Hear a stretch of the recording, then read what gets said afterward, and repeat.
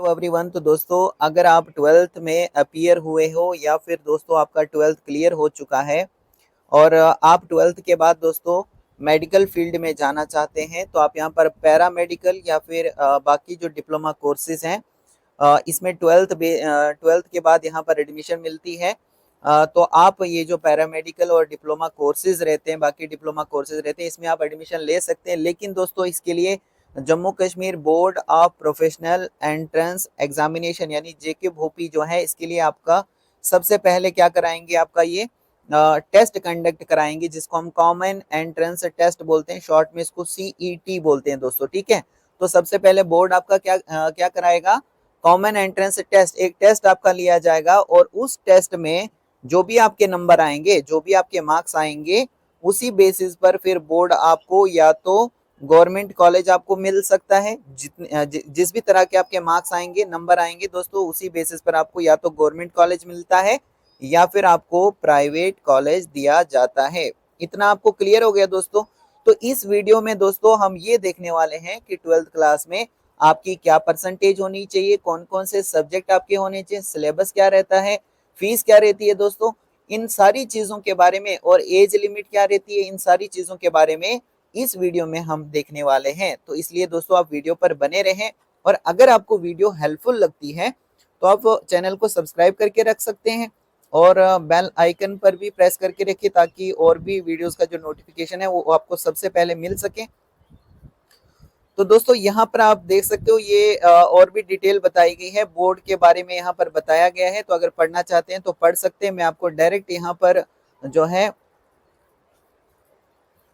Eligibility और क्या रहती है एडमिशन के लिए, यहाँ से हम देखते हैं।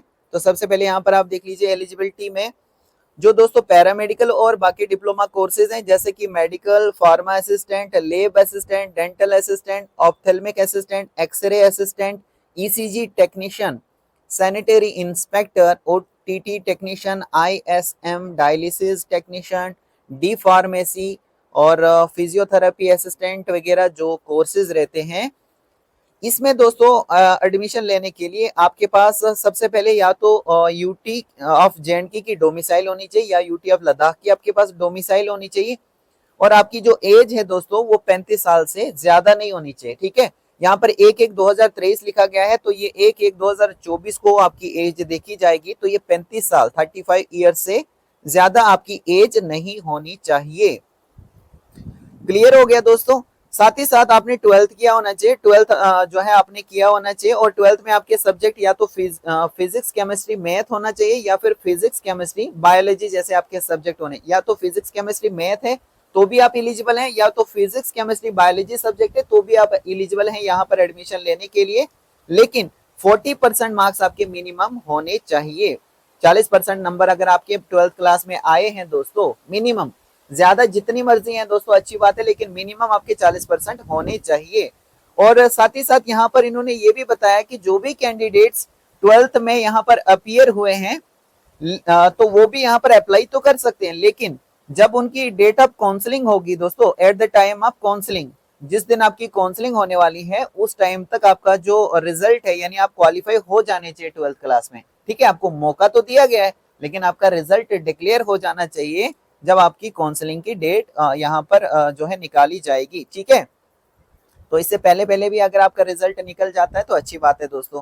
फिर नेक्स्ट देख लीजिए, यहाँ पर जीएनएम कोर्स दिया गया है। तो जीएनएम कोर्स के लिए आपकी जो आपके पास जो है सबसे पहले तो डोमिसाइल होनी चाहिए UT of J&K, UT of Ladakh की, और साथ ही साथ 17 साल आपकी मिनिमम एज होनी चाहिए। 35 साल आपकी ज्यादा से ज्यादा एज है तो आप अप्लाई कर पाओगे। ट्वेल्थ पास आप होने चाहिए, और ट्वेल्थ क्लास में दोस्तों आपके 40% हैव पास ट्वेल्थ या फिर equivalent from recognised board with science, arts and English. यानी अगर यहाँ पर जीएनएम कोर्स में आप एडमिशन लेना चाहते हो तो यहाँ पर आप देख सकते हो ट्वेल्थ पास आप होने चाहिए, और विद साइंस से या फिर आर्ट्स से, और इंग्लिश जिसमें आपके 40% मार्क्स होने चाहिए। यानी कि दोस्तों साइंस से या फिर आर्ट्स से भी अगर आपने ट्वेल्थ पास किया है तो आप जीएनएम कोर्स में एडमिशन तो ले सकते हैं, लेकिन 40% आपके मार्क्स होने चाहिए for open merit candidate, open merit candidates के लिए, और 35% मार्क्स रखे गए हैं जो रिजर्व कैटेगरी के कैंडिडेट हैं। ठीक है जी। और यहाँ पर जो भी जो कैंडिडेट हैं यहाँ पर जो भी अपीयर हुए हैं, यानी जिनका रिजल्ट अभी तक नहीं आया है, जो अभी क्लियर नहीं हुआ है जिनका 12th, तो उनको भी यहाँ पर मौका दिया गया है। लेकिन उनको ये ऐसा बताया गया है कि जो आपके डेट होगी काउंसलिंग के टाइम पर, तो उस टाइम तक आपका जो रिजल्ट है वो क्लियर हो जाना चाहिए, आप क्वालिफाइड होने चाहिए, ठीक है। तो आपको यहाँ पर एंट्रेंस में देखने जो आपको एंट्रेंस जो है आप दे सकेंगे, जो टेस्ट इनकी ओर से लिया जाएगा उसमें तो बैठ सकेंगे, आपको मौका दिया। However for lateral entry to GNM courses, तो जीएनएम कोर्सेज में एडमिशन लेने के लिए जो लेटरल एंट्री वाले हैं कैंडिडेट्स हैविंग डिप्लोमा, उन कैंडिडेट्स के पास क्या होना चाहिए, डिप्लोमा होना चाहिए in FMPHW, MMPHW, ANM course का। अगर आपके पास डिप्लोमा है तो आप यहाँ पर एलिजिबल हैं दोस्तों जीएनएम कोर्स में एडमिशन लेने के लिए, and there will be no age bar for such कैंड। तो इन ये जो भी कैंडिडेट्स हैं लेटरल एंट्री वाले दोस्तों, जो एएनएम कोर्सेज में लेटरल एंट्री में यहाँ पर एडमिशन ले रहे हैं, तो उनके पास डिप्लोमा FMPHW का होना चाहिए, MMPHW का, या एएनएम नर्स का, ठीक है। और उन कैंडिडेट्स को यहाँ पर जो है एज जो है वो नहीं देखी जाएगी, यानी आपको एडमिशन मिल जाएगी, एज का आपको यहाँ पर कोई भी प्रॉब्लम नहीं होगी आपको एज में। Registered ANM with 40% marks, registered ANM आप होने चाहिए 40% मार्क्स के साथ, मेडिकली आप फिट होने चाहिए। और साथ ही साथ यहाँ पर बताया गया है जो कैंडिडेट अपीयर हुए हैं 12th क्लास में, वो सेम यहाँ पर फिर से दोबारा लिखा गया है कि जो भी कैंडिडेट अपीयर हुए हैं 12th क्लास में, तो at the time of counselling जो है उनका रिजल्ट क्या होना चाहिए, डिक्लेयर हो जाना चाहिए। फिर एएनएम कोर्स की अगर हम बात करें तो एएनएम कोर्स के लिए भी सबसे पहले डोमिसाइल तो होनी चाहिए आपके पास, 17 साल की कम से कम एज, 35 साल ज्यादा से ज्यादा एज, 12th पास आप होने चाहिए साइंस या फिर आर्ट्स के साथ, और इंग्लिश आपका सब्जेक्ट तो रहता ही है दोस्तों, तो इंग्लिश भी आपका सब्जेक्ट होना चाहिए, और 40% मार्क्स आपके होने चाहिए, मेडिकली आप फिट होने चाहिए। और साथ ही साथ यहाँ पर इन्होंने क्या बताया दोस्तों, द कैंडिडेट अपीयर, यानी जो भी कैंडिडेट यहाँ पर अपीयर हुए हैं 12th क्लास में कैन आल्सो अप्लाई, वो भी अप्लाई कर सकते हैं, लेकिन उनका जो रिजल्ट है यानी वो क्वालिफाई होने चाहिए जब यहाँ पर आपका एंट्रेंस होगा, या फिर at the time of counselling जो है आपका रिजल्ट क्लियर हो जाना चाहिए, यानी आप क्वालिफाइड होने चाहिए, ठीक है। as may be notified by the board, the entrance test shall remain withheld unless they produce the necessary certificate qualifying the 12th। तो यहाँ पर आपको 12th क्लास एग्जामिनेशन की जो सर्टिफिकेट है, क्वालिफाइंग सर्टिफिकेट की आपने 12th क्लास जो है क्लियर कर लिया है, वो सर्टिफिकेट भी आपको यहाँ पर दिखानी पड़ेगी। है क्वालिफाइड इन 12th आर्ट्स या फिर science examination conducted by national institute of open school can also apply. तो यहाँ पर एक मौका दिया गया है कि जिन्होंने भी ओपन स्कूल से, national institute of open school जो रहता है, अगर वहां से भी आपने जो आर्ट्स या फिर साइंस से 12th किया है, तो उनको भी यहाँ पर मौका दिया गया है कि वो भी कैंडिडेट यहाँ पर अप्लाई कर सकते हैं। फिर यहाँ पर दोस्तों लिखा है medical record technician course in Sikkim सोरा श्रीनगर। तो जो मेडिकल रिकॉर्ड टेक्नीशियन कोर्स है वो सिक्किम सोरा श्रीनगर में कराया जाता है। तो इसके लिए भी आपके पास डोमिसाइल होनी चाहिए, सबसे पहले 17 साल की कम से कम एज और 28 साल ज्यादा से ज्यादा एज यहाँ पर रखी गई है। 12th पास आप होने चाहिए दोस्तों, किसी भी स्ट्रीम में अगर आपने 12th किया है, और 50% मार्क्स भी आपके होने चाहिए, या फिर इससे ज्यादा अगर आप ओपन मेरिट से आते हैं दोस्तों, और 40% मार्क्स या फिर इससे ज्यादा उन कैंडिडेट्स के लिए जो रिजर्व कैटेगरी से बिलोंग करते हैं, ठीक है दोस्तों। साथ ही साथ जो 12th क्लास में अपीयर हुए हैं कैंडिडेट्स, तो वो भी अप्लाई कर सकते हैं, उनके लिए भी यहाँ पर मौका है, लेकिन उनको दोस्तों यहाँ पर जो है वो दिखाना पड़ेगा लास्ट पे कि आपने जो है 12th क्लास अपना क्लियर कर लिया है दोस्तों काउंसलिंग से पहले पहले, ठीक है। और मेडिकली आप फिट होने चाहिए, ये तो है ही दोस्तों, क्योंकि आप मेडिकल फील्ड में जा रहे हैं, तो यहाँ पर मेडिकली आप फिट होने चाहिए। यहाँ पर कितना परसेंट रिजर्व रहता है तो वो कैटेगरी वाइज आप यहाँ पर देख सकते हो, जैसे कि SC वालों के लिए 8% यहाँ पर रिजर्व रहता है, ST वालों के लिए 10% रिजर्वेशन यहाँ पर रहती है। इस तरीके से जो यहाँ पर weak and underprivileged classes social caste से जो आते हैं उनके लिए 4% का है, और इसी तरीके से ALC IB से जो भी आते हैं उनके लिए 4% का यहाँ पर रिजर्वेशन रखा गया है। RBA वालों के लिए 10% का रिजर्वेशन रखा गया है। पहाड़ी स्पीकिंग पीपल जिसको हम PSP बोलते हैं, इनके लिए यहाँ पर 4% का रिजर्वेशन रहता है दोस्तों।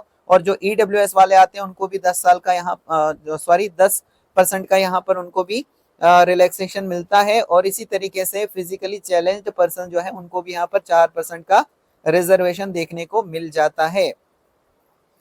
इसके अलावा कुछ और हम इम्पोर्टेंट यहाँ पर देख लेते हैं दोस्तों। यहाँ पर इस पूरी डिटेल नोटिफिकेशन को अगर आप रीड करना चाहते हैं तो आप खुद से भी रीड कर सकते हैं।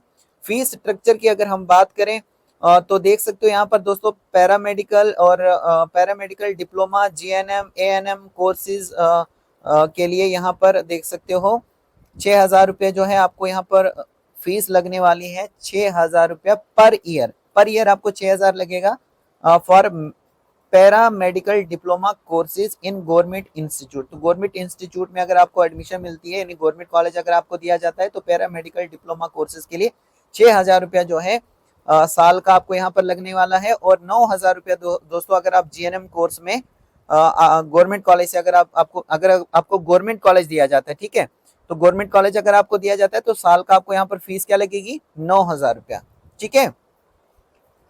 एप्लीकेशन फॉर्म, तो एप्लीकेशन फॉर्म की अगर हम बात करें तो ऑनलाइन मोड से एप्लीकेशन फॉर्म सबमिट किए जाते हैं। भोपी की वेबसाइट के ऊपर आपको जाना होगा। भोपी की वेबसाइट क्या है, www.jkbhopi.gov.in, ठीक है दी।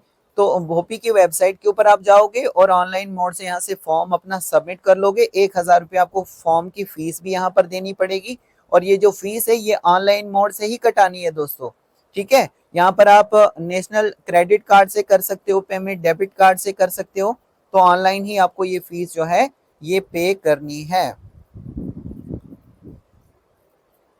Candidates both open merit and reserve category have to submit online application form only within the last date. तो लास्ट डेट से पहले ये तो जानते ही। और दोस्तों आपकी लास्ट डेट से पहले आपको जो फॉर्म है वो सबमिट करना होता है ऑनलाइन मोड से, फीस भी आपको कटानी होती है। और उसके बाद यहाँ पर बताया गया है दोस्तों किस तरीके से आपको फॉर्म जो है वो सबमिट करना है। तो online application form has to be submitted as follows. तो आपको यहाँ पर सैंपल के तौर पर बताया गया है ताकि आपको कोई भी गलती ना लगे दोस्तों। फॉर्म जो है फॉर्म जब आप फिलअप करोगे उसमें कोई एरर ना हो, कोई मिस्टेक ना आपसे हो, इसलिए यहाँ पर सैंपल बताया गया है। जैसे कि यहाँ पर वरिंदर शर्मा जी हैं, ठीक है। तो इस तरीके से आपको अपना नेम फिल करना है, जो है अपना जहां पर भी नाम लिखा होगा वहां पर आपको इसी तरीके से डब्बे में अपना नाम फिल करना है। फिर फादर नेम आपको इस तरीके से डब्बे में एक एक जो यहाँ पर लेटर है दोस्तों, इस तरीके से आप डब्बे में जो है नाम लिखोगे अपना। और इसी तरीके से फिर यहाँ पर डेट ऑफ बर्थ अपनी इस तरीके से फिलअप करोगे आप, जैसे यहाँ पर इन्होंने बताया है इसी तरीके से आप फिलअप करोगे। जैसे यहाँ पर सबसे पहले डेट है 23, फिर उसके बाद आप यहाँ पर जो है वो कौन सा मंथ है दोस्तों वो फिल करोगे और कौन सा ईयर, कौन से ईयर में आपका जन्म हुआ है वो आप इस तरीके से फिल करोगे, ठीक है। आपको कोई भी गलती ना लगे दोस्तों, इसके लिए यहाँ पर इन्होंने सैंपल भी आपको दिखाया है। फिर यहाँ पर बताया कि कौन कौन सी सर्टिफिकेट्स जो है वो आपको अपलोड करनी है। तो सबसे पहले जो जेएंडके की या लद्दाख की जो आपके पास डोमिसाइल है वो आपको अपलोड करनी है। जो मार्क्स सर्टिफिकेट होगी वो भी आपको अपलोड करनी है 12th क्लास की जो रहती है। और मैट्रिकुलेशन एग्जामिनेशन का डिप्लोमा या मार्क्स कार्ड जो भी आपके पास है, ताकि उसमें पता लगे कि आपकी जो डेट ऑफ बर्थ है वो क्या है दोस्तों, वो इसीलिए आपको जो है यहाँ पर अपलोड करनी होती है। इसके अलावा दोस्तों अगर आपके पास कोई रिजर्व कैटेगरी है उसका आप बेनिफिट उठाना चाहते हैं वो आप अपलोड करोगे। और diploma registered with J&K Paramedical Council along with the marks card of diploma course candidate applying under lateral entry category are variable is। तो जो भी यहाँ पर lateral entry के लिए दोस्तों यहाँ पर lateral entry में जो अप्लाई करेंगे तो उनके लिए ये यहाँ पर बताया गया है, उनको ये जो डिप्लोमा वगैरह है वो यहाँ पर उनको अपलोड करना है। इसके अलावा दोस्तों यहाँ पर देख सकते हो फोटोग्राफ, सिग्नेचर और थंब का इंप्रेशन भी आपको अपलोड करना है। जैसे रिसेंट, जो भी रिसेंट आपका एक फोटो होगा वो भी आपको अपलोड करना है। और आपका जो सिग्नेचर है वो भी किसी कॉपी पर आप सिग्नेचर करोगे और उसके बाद फिर वो आप अपलोड करोगे। और उसके बाद थंब इम्प्रेशन, ठीक है, थंब इम्प्रेशन भी आपको अपलोड करना है, ठीक है दोस्तों। नीचे यहाँ पर फॉर्मेट बताया गया है कि किस फॉर्मेट में आपको ये फोटो जो और साथ ही साथ जो यहाँ पर थंब का इम्प्रेशन रहता है ये आपको किस तरीके से किस फॉर्मेट में जो है वो अपलोड करना है। ताकि यहाँ पर देखो सैंपल भी बताया गया है, इस तरीके का जो फोटो है दोस्तों आपका वो आपको अपलोड करना है। आपके फोटो के नीचे आपका नेम भी यहाँ पर शो होना चाहिए और फॉर्मेट क्या दिया गया है वो भी यहाँ पर आपको देखना होगा और इसी फॉर्मेट में दोस्तों आपको अपलोड करना है। यहाँ पर सारी चीजें बताई गई हैं दोस्तों कि जो फॉर्म ऑनलाइन एप्लीकेशन फॉर्म जो आप फिल करोगे तो उसका प्रोसीजर क्या रहेगा। तो यहाँ पर आप देख सकते हो, सबसे पहले आपको भोपी की वेबसाइट के ऊपर विजिट करना है, फिर क्लिक आपको कहाँ पर करना है, ये सारी चीजें यहाँ पर मेंशन की गई है ताकि आपको दोस्तों कोई भी मिस्टेक आपसे ना हो सके। ठीक है, थोड़ा सा नीचे स्क्रॉल करते हैं, कुछ और इंपॉर्टेंट देख लेते हैं।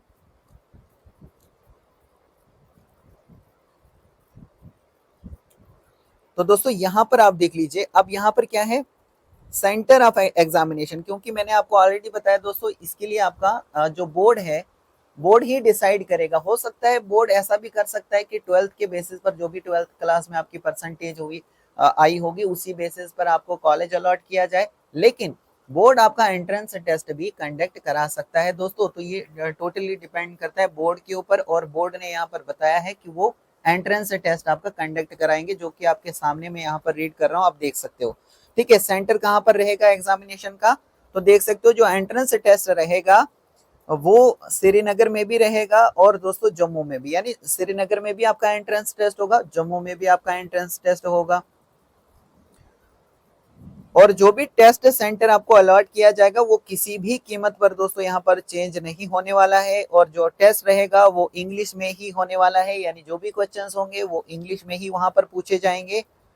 और साथ ही साथ nature of question paper, it shall be the sole responsibility of the candidate to check the question booklet before attempting to answer any question. तो यहाँ पर बताया गया है दोस्तों कि सबसे पहले आप क्वेश्चन की जो बुकलेट रहती है उसको एक बार आप चेक कीजिए, इससे पहले कि आप क्वेश्चनों का आंसर जो है वो दे, पहले यहाँ पर क्वेश्चन की बुकलेट को चेक करें। Where a question booklet has any missing, अगर क्वेश्चन बुकलेट में कुछ मिसिंग लगता है या ब्लैंक पेज है उसमें, या कोई क्वेश्चन मिस है दोस्तों, या फिर डैमेज है या डिफेस्ड पेज है, तो it shall be the responsibility of the concern candidate. तो ये यहाँ पर इन्होंने बताया कि ये कैंडिडेट की रेस्पॉन्सिबिलिटी बनती है to bring it into the notice, ताकि आप उनकी नोटिस में लाओ ऑफ द कंसर्न इन्विजिलेटर। तो जो भी दोस्तों वहां पर एग्जामिनेशन हॉल में जो भी इन्विजिलेटर होगा उनकी नोटिस में आप लाओगे कि इस तरीके की यहाँ पर प्रॉब्लम है क्वेश्चन पेपर में, तो वो आपको रिप्लेस करके नई बुकलेट देंगे दोस्तों, सेम सीरीज की। ठीक है, तो ये अच्छी बात यहाँ पर बताई गई है दोस्तों। एक बार जरूर आप अटेम्प्ट ना करें इतना जल्दी, पहले आप क्वेश्चन पेपर को देखें, कहीं कोई मिसिंग क्वेश्चन तो नहीं है, कहीं कोई ब्लैंक या डैमेज तो नहीं है कहीं बीच में। तो इस चीज का जो है आप ध्यान रखना। The question booklet must have 120 question, तो 120 क्वेश्चन उसमें होंगे दोस्तों, जो भी क्वेश्चन पेपर आपको मिलेगा उसमें 120 क्वेश्चन होंगे। और for medical CET examination, paramedical जो एग्जाम आपका होगा तो इसमें ये सिंगल पेपर होगा, इसमें 4 सेक्शंस होंगे, और इसमें इंग्लिश, फिजिक्स, केमिस्ट्री और बायोलॉजी से 120 क्वेश्चंस आपको पूछे जाएंगे with time duration of 2 hours. तो 2 घंटे का आपको यहाँ पर टाइम दिया जाएगा, 2 घंटे का। ठीक है, समझ में आ रहा है, 2 घंटे का टाइम दिया जाएगा। पैरामेडिकल जो एंट्रेंस आपका लिया जाएगा उसमें 2 घंटे का टाइम दिया जाएगा, 120 आपको क्वेश्चंस पूछे जाएंगे। The questions shall be multiple choice और ऑब्जेक्टिव टाइप, तो ये क्या रहेंगे, मल्टीपल चॉइस के और ऑब्जेक्टिव टाइप के आपके क्वेश्चंस पूछे जाएंगे। 1 नंबर का रहेगा, हर एक क्वेश्चन 1 नंबर का रहेगा, और there will be 0.25 negative marks for each. अगर आप किसी भी क्वेश्चन का, मान लीजिए कि आप श्योर नहीं है दोस्तों लेकिन आंसर दे देते हैं, अटेम्प्ट आप कर लेते हैं, तो अगर गलत पाया गया, मतलब आप गलत अगर पाया गया वो आंसर आपका, तो आपके माइनस किए जाएंगे नंबर कितने, 0.25 हर एक रॉन्ग आंसर के। ठीक है, ईच रॉन्ग आंसर के आपके माइनस किए जाएंगे कितने नंबर, 0.25। तो इसलिए अगर आप किसी क्वेश्चन का श्योर नहीं है दोस्तों उसका आंसर, तो आप उसको छोड़ भी सकते हैं। ठीक है, और यहाँ पर आप देख सकते हो दोस्तों, जो 12th बेस्ड पैरामेडिकल और बाकी डिप्लोमा कोर्सेज होते हैं उसके लिए सिंगल पेपर यहाँ पर जो है लिया जाता है, और इसमें इंग्लिश से 20 क्वेश्चंस पूछे जाते हैं, फिजिक्स से 20 क्वेश्चंस पूछे जाते हैं, केमिस्ट्री से 40 क्वेश्चंस पूछे जाते हैं, और बायोलॉजी से 40 क्वेश्चंस जो है पूछे जाते हैं। 2 घंटे का आपको टाइम दिया जाता है।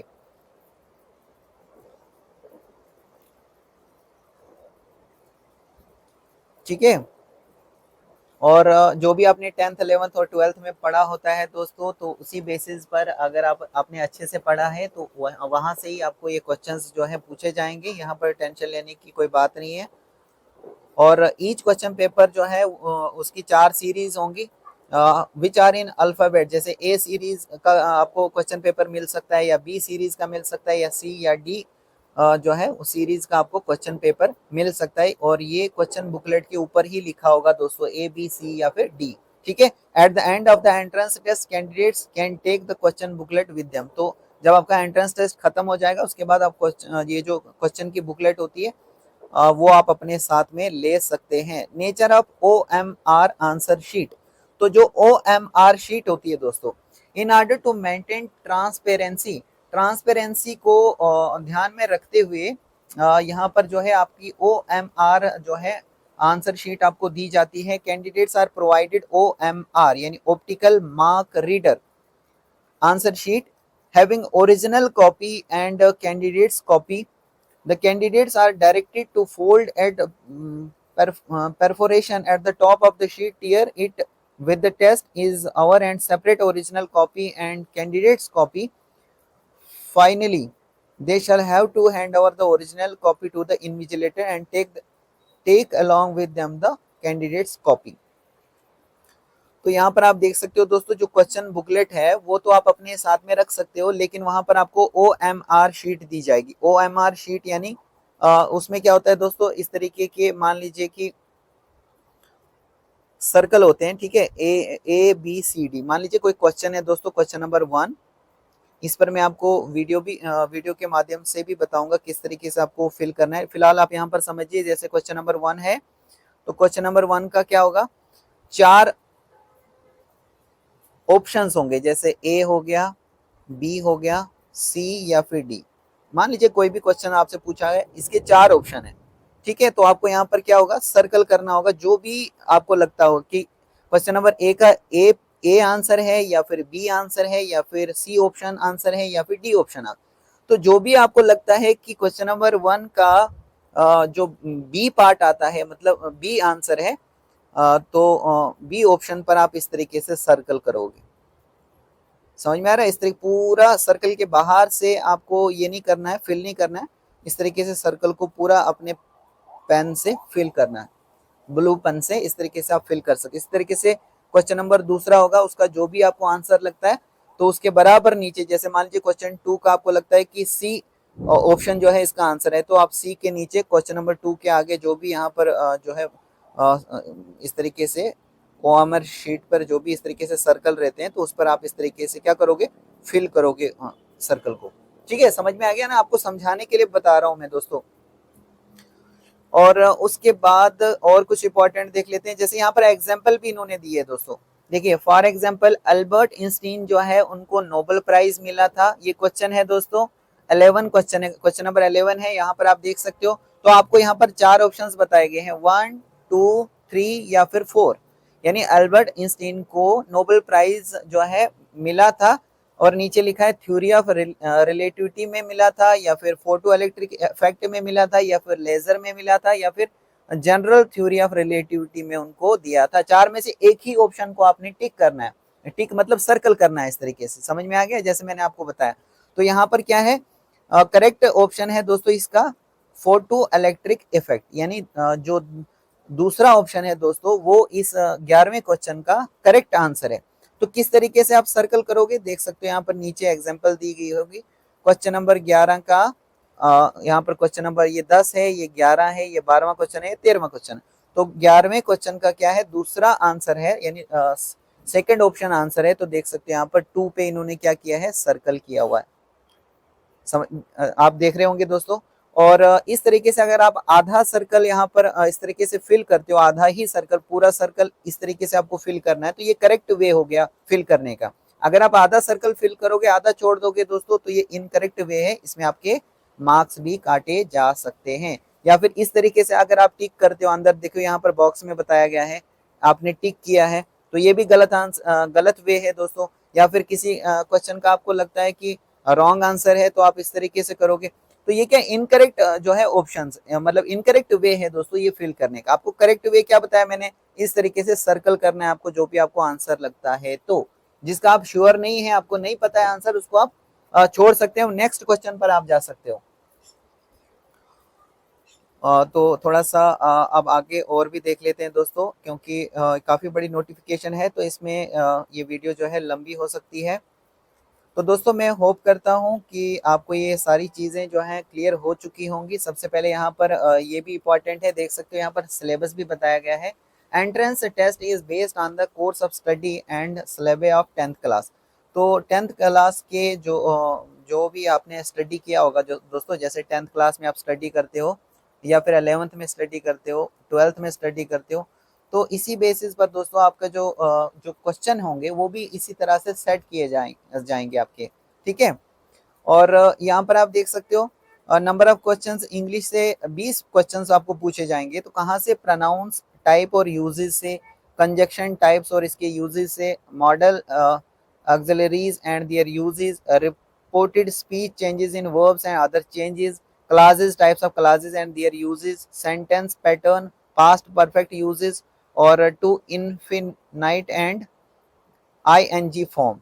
तो यहाँ से देख सकते हो तीन क्वेश्चन, तीन क्वेश्चन, दो क्वेश्चन, तीन क्वेश्चन, दो क्वेश्चन, तीन क्वेश्चन, दो क्वेश्चन, दो क्वेश्चन, कहाँ कहाँ से आपको पूछे जाएंगे, ठीक है ना। और क्या क्या चीजें आपको तैयार करनी है वो आप यहाँ पर देख सकते हो। फिर फिजिक्स से यहाँ पर 20 क्वेश्चन का पूछा जाएगा, तो ये देख सकते हो यहाँ पर क्या क्या आपको तैयार करना है फिजिक्स में, ठीक है। और 10th क्लास का ये सिलेबस है। इस तरीके से human I and colourful world unit second, फिर यहाँ पर इलेक्ट्रिसिटी से क्या क्या पूछा जाएगा, magnetic effect of current, sources of energy. फिर केमिस्ट्री से आप देख सकते हो यहाँ पर कहाँ कहाँ से आपको क्वेश्चन सेट होंगे और कितने क्या क्वेश्चन सेट किए जाएंगे। तो सिलेबस भी यहाँ पर जो है बताया गया है। इस तरीके से यहाँ पर बायोलॉजी से देख सकते हो लाइफ प्रोसेस आपको तैयार करना है। लाइफ प्रोसेस में कि लाइफ प्रोसेस क्या होता है, न्यूट्रिशन, ऑटोट्रॉपिक न्यूट्रिशन के बारे में आपको पढ़ना है, heterotrophic nutrition, nutrition in human being, respiration, transportation, transportation in plants, excretion, excretion in human being, excretion in plants, control and coordination. आठ आठ क्वेश्चंस का यहाँ से आठ क्वेश्चंस यहाँ से पूछे जाएंगे। 8 क्वेश्चंस यहाँ से हाउ टू ऑर्गेनिज्म रिप्रोड्यूस से 8 क्वेश्चंस होंगे। इस तरीके से हेरिडिटी एंड जेनेटिक्स से भी 8 क्वेश्चंस पूछे जाएंगे और आवर एनवायरनमेंट से भी 8 क्वेश्चंस पूछे जाएंगे। Merit list shall be prepared on the basis of aggregate marks obtained in qualifying examination 12th class by the candidate in case entrance test is not conducted। तो मैंने आपको ऑलरेडी बताया दोस्तों कि बोर्ड चाहे तो वो आपका कॉमन एंट्रेंस टेस्ट कंडक्ट करा सकते हैं, और अगर आपका टेस्ट ये कंडक्ट नहीं कराते हैं तो बोर्ड ने क्या लिखा है यहाँ पर कि अगर एंट्रेंस टेस्ट नहीं कराया गया तो 12th क्लास में जो भी कैंडिडेट्स को परसेंटेज आई है उसी परसेंटेज के बेसिस पर फिर आपको क्या किया जाएगा, यहाँ पर जो है मेरिट जो है वो तैयार होगा और फिर आपको या तो गवर्नमेंट कॉलेज मिलेगा या तो दोस्तों प्राइवेट कॉलेज मिल सकता है। क्लियर हो गया दोस्तों। तो प्राइवेट कॉलेज में यही होगा दोस्तों कि गवर्नमेंट कॉलेज के कंपेयर में यहाँ पर थोड़ा फीस ज़्यादा होगी, लेकिन आपको यहाँ पर जो है आप ज़रूर अप्लाई कीजिए दोस्तों अगर आप यहाँ पर मेडिकल फील्ड में जाना चाहते हैं और डिप्लोमा जो है इस तरीके के कोर्सेज में एडमिशन लेना चाहते हैं। तो दोस्तों मैं होप करता हूँ कि आपको ये जो वीडियो है ये हेल्पफुल लगी होगी, और इसी तरह की और भी इंफॉर्मेटिव वीडियोस के लिए दोस्तों आप ज़रूर चैनल को सब्सक्राइब करके रखें और बेल आइकन पर दोस्तों प्रेस करके रखें ताकि और भी इंफॉर्मेटिव वीडियोस का नोटिफिकेशन आपको सबसे पहले दोस्तों मिल सके। आप सबका दोस्तों बहुत बहुत थैंक यू।